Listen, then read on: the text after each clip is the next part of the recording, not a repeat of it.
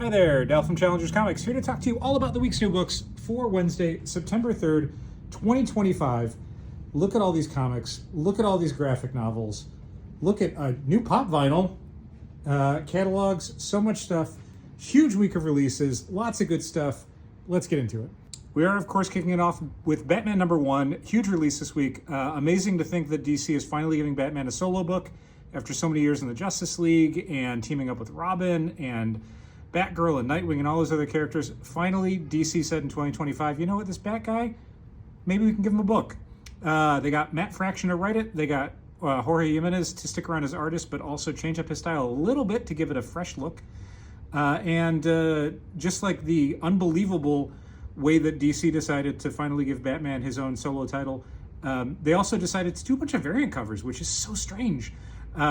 We've got the Jim Lee cover, the J. Scott Campbell cover, where if you look closely, Batman is doing his best Nick Miller pout. Frank Whiteley cover, the singular foil Jorge Jimenez cover, because all of the other foil covers are inside the blind bag. Oh, also we have the 1 in 5 design variant, which we're just selling for cover price because it's a 1 in 5. Why mark it up? And 1 in 25 and 1 in 50, because the higher ratio variants, like the foils, are all in here. This is the blind bag. Some stores are real angry about this. We honestly don't care. If you're into it, if you're excited about it, great. We've got a stack of them. They're probably not going to last the day. So if you're planning on getting one of the blind bags for Batman #1, I would definitely show up as early as you can on Wednesday. What else have we got? New Maria Lovett book, Artificial, a new, I think, 4-issue miniseries from Image. Closer, which is a Kieran Gill and Steve Lieber short story that was originally serialized in the Image anthology. It was just called Image. I think it had like an exclamation mark maybe. For those of you who are not following it all the way back then, or maybe are new to Kieran Gill and stuff, now you can get it all in one book. It's one single issue comic that has the entire story in it for $3.99. Doctor Strange 450. This is the, I guess, 450th issue of Doctor Strange, based on all of the various miniseries and one-shots and annuals and a whole bunch of strange tales that he did not appear in. Anyway, this has got a whole bunch of cool short stories by Derek Landy, J. Michael Straczynski, Roger Stern, a whole bunch of folks. It is also setting up the new ongoing Doctor Strange series that will be coming out after this. So if you're a Doctor Strange fan, do not miss this. Everything Dead and Dying. This is a new Tate Bromble, Jacob Phillips zombie drama. Zombie relationship drama. It is a farmer who has survived the zombie apocalypse with his family, who are zombies, and he is keeping them around because he needs them in his life. Weird, sad, very disjointed narrative. Good take on zombie stuff. Imperial War Exiles. This is another one of the Imperial War one-shots that's coming out between issues 3 and 4 of Imperial. This one setting up the Professor Xavier, Lilandra, and their daughter story. Exiles is going to be an ongoing series coming out after Imperial. If you want to find out what cast of characters they're going to be recruiting for their team of Exiles, you will find out at the end of this issue. It is a pretty fun cast. It's Jeff and Other Marvel Tales. We are firmly ensconced in the period of Marvel realizing a character is popular, where they are wringing out every single dime they possibly can, to a degree that even a hardcore, long-time, original, day one Jeff fan like me is like, maybe you guys could slow it down a little bit. Anyway, this is a new It's Jeff one-shot. This is collecting a chunk of the It's Jeff strips that are serialized on Marvel Unlimited by Kelly Thompson and Guru Hero. I don't even think this is a full season because they are rushing these out, so they were not going to wait until the season finishes to get the collection out. So this is a $6.99 book that is It's Jeff, but also Alligator Loki and Marvel Mutts.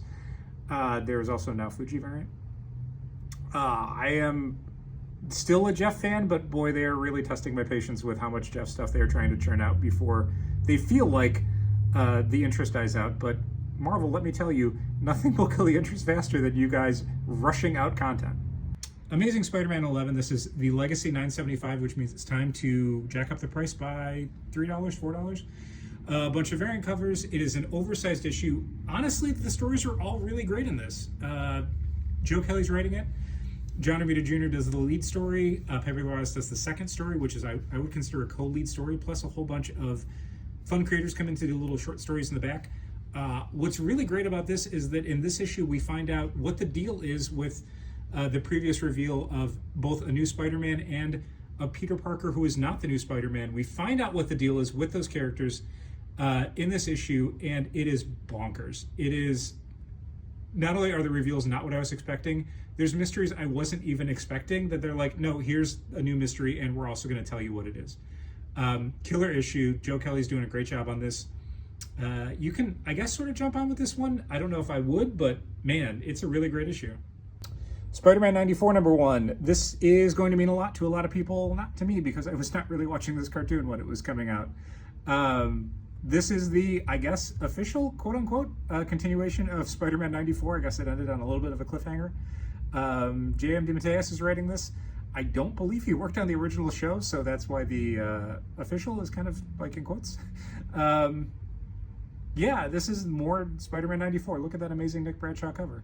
Also have the local comic shop day variant and a 1 in 25 variant. Adventures of Superman, Book of L, #1. This is a new, some amount of issues miniseries. It's Philip Kennedy Johnson, who had written... Thank you, Western Avenue, for reminding me that all motorists are terrible.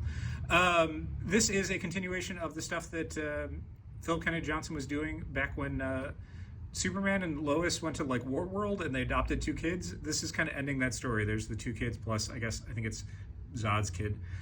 If you were reading the Philip Kennedy Johnson Superman stuff, this is, I think, going to be the conclusion to that story, so make sure you pick up this miniseries. White House Robot Romance from Distillery. I know we are very late in this video, but this is actually our pick of the week. You'd think it'd be Batman, but again, despite it being a brand new series from DC, I feel like the Batman comic's going to sell itself. I don't know that we need to push it a whole lot. Distillery stuff we usually have to push because people are skeptical or they don't know what it is. It's brand new IP.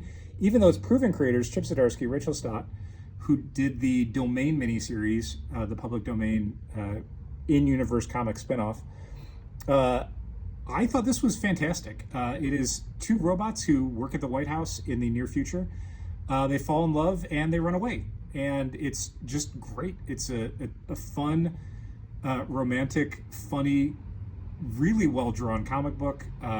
It's definitely more on the more serious side of the Chip Zdarsky stuff. But, I mean, it's called White House Robot Romance, so there's going to be jokes, there's going to be gags. It's still going to be semi-lighthearted in parts. But this is great. Do not pass this one up. Graphic novel eyes, we'll check in with a couple things real quick. New volumes for Power Fantasy and Love Everlasting. A new DC compact comic for Batman Arkham Asylum. And this gigantic Art of Marvel Rivals hardcover. Again, there's no such thing as too much Jeff content. Last but not least, Millie of the Manor, the new younger readers graphic novel drawn by Andrea Bell. Andy's going to be here this Saturday, September, let me do the math in my head, 6th, signing copies of it. We have a whole bunch. We will have more on Saturday. Definitely come by, grab a copy. If you can, give it a read, and then show up on Saturday to tell Andy how much you loved it. It looks like it's going to be really fun. Millie of the Manor, signing this Saturday. I think that's going to do it for the week. I gotta hold on and look at the board real quick to make sure I'm actually getting it right. Yep, Saturday, September 6th, noon to 2. That is when Andrea Bell's going to be here signing copies of Millie of the Manor.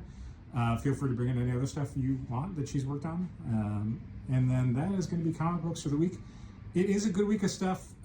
So much stuff that I didn't even cover that is still worth checking out, worth reading, worth buying, worth coming in for. Thank you so much for watching, and keep reading comics.